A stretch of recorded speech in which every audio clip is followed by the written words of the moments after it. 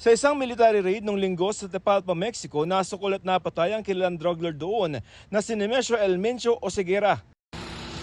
Kasunod niyan, sumiklab ang mga karahasan sa iba't ibang bahagi ng Mexico. Ang mga armadong grupo na umunoy taga-suporta ni Elmencio, sinunog ang mga sasakyan at ipinangharang ang mga ito sa kalsada. Sa Puerto Vallarta, kumpul-kumpul na itim na usok ang lumitaw dahil sa mga sinunog na sasakyan. Halos buong lungsod na balot na ng usok at ang ilang gusali natadtad ng mga tama ng bala. Ang mga residente takot na. Naka-code red na ang Jalisco State dahil sa karahasan at siniguro ang kaligtasan ng mga residente. Hanggang sa Guadalajara, ramdam ang takot. Nagtakbuhan ang mga pasahero palabas ng Guadalajara International Airport. Sa mismong lungsod may mga sinunog ding sasakyan. Walang napaulat na sibilyang nasaktan. Ayon sa isang miyembro ng kartel ni Oseguera o Elmencio, ang mga pag-atake para ipaghiganti ang pagkamatay ng kanilang leader.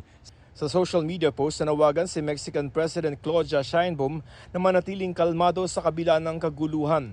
Ang pagsiklab ng karahasan sa Mexico nag-ugat sa 2 taon ng kampanya ng gobyerno kontra drug cartel. Nagkagulo rin noong 2023 nang maaresto ang anak ng Sinaloa cartel kingpin na si Joaquin El Chapo Guzman.